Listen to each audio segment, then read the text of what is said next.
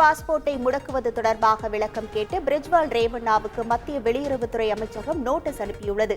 பாலியல் புகாரில் சிக்கிய கர்நாடகாவை சேர்ந்த மதசார்பற்ற ஜனதா தளம் கட்சி எம்பி பிரிஜ்வால் ரேவண்ணா ஜெர்மனி நாட்டில் தலைமறைவாக இருப்பதாக கூறப்படுகிறது. அவரது டிப்ளமேட்டிக் பாஸ்போர்ட்டை ரத்து செய்வது தொடர்பான நடைமுறைகளை தொடங்கியுள்ள வெளியுறவு அமைச்சகம் ஷோகாஸ் நோட்டீஸ் அனுப்பியுள்ளது. அதில் கர்நாடக அரசு கூறியுள்ள குற்றச்சாட்டுகளை ஏற்றுக்கொள்கிறீர்களா, அது குறித்து உங்கள் பதில் என்ன உள்ளது, டிப்ளமேட்டிக் பாஸ்போர்ட்டை ஏன் ரத்து செய்யக்கூடாது என்பன உள்ளிட்ட கேள்விகளை எழுப்பியுள்ளது. சார்தாம் யாத்திரையில் பங்கேற்றவர்களில் 52 பேர் மரணமடைந்துள்ளதாக உத்தரகாண்ட் மாநில அதிகாரிகள் தெரிவித்துள்ளனர்.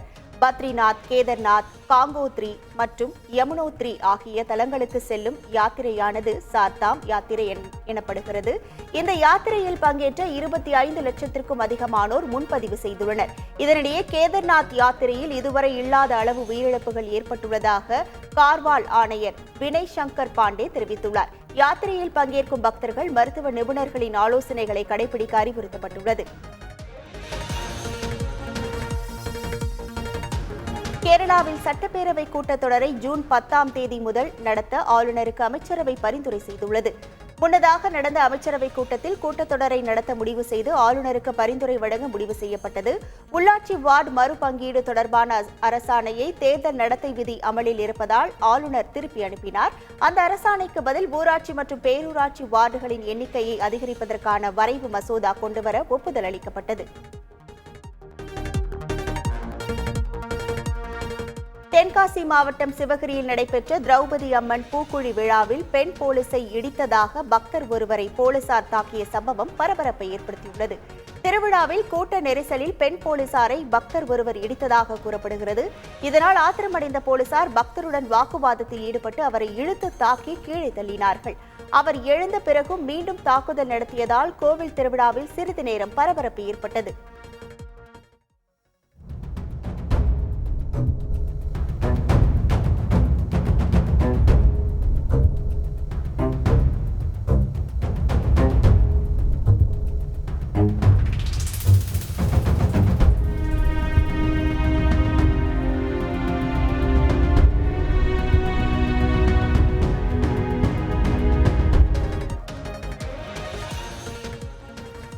IAS அதிகாரி பீலா வெங்கடேஷ் அளித்த புகாரின் பேரில் கெலம்பாக்கம் தையூரில் உள்ள அவருடைய பண்ணை வீட்டில் போலீஸ் பாதுகாப்பு அளிக்கப்பட்டுள்ளது.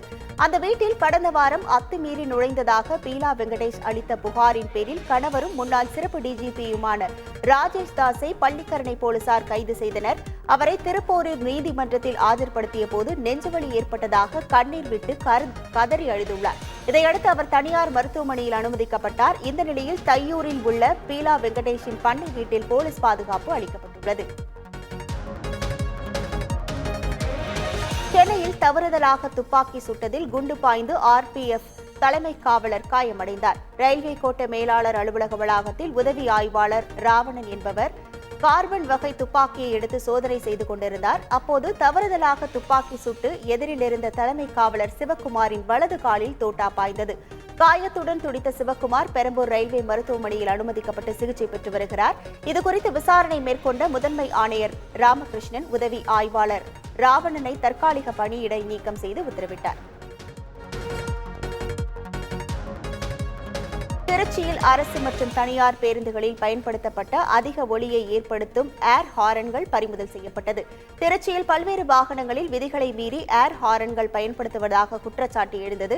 இதன் அடிப்படையில் ஸ்ரீரங்கத்தில் உள்ள சத்திரம் பேருந்து நிலையத்தில் போக்குவரத்து துறையினர் ஆய்வு மேற்கொண்டனர். இதில் 14 பேருந்துகளில் இருந்த ஏர் ஹாரன்கள் பறிமுதல் செய்யப்பட்டு அந்த பேருந்துகளுக்கு தலா 1000 ரூபாய் அபராதமும் விதிக்கப்பட்டது. இந்த 14 பேருந்துகளில் அரசு பேருந்துகளும் அடங்கும் என்பது குறிப்பிடத்தக்கது.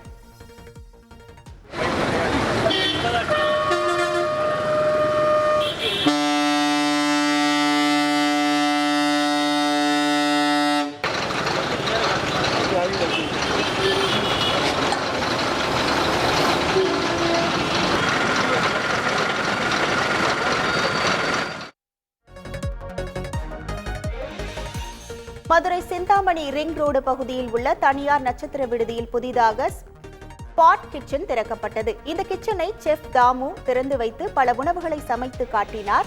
நிகழ்ச்சியில் ரஞ்சிதமே பாடலுக்கு நடனமாடியும் அவர் காண்போரை அசத்தினார். செய்திகளை உடனுக்குடன் தெரிந்து கொள்ள உடனே சப்ஸ்கிரைப் பண்ணுங்க.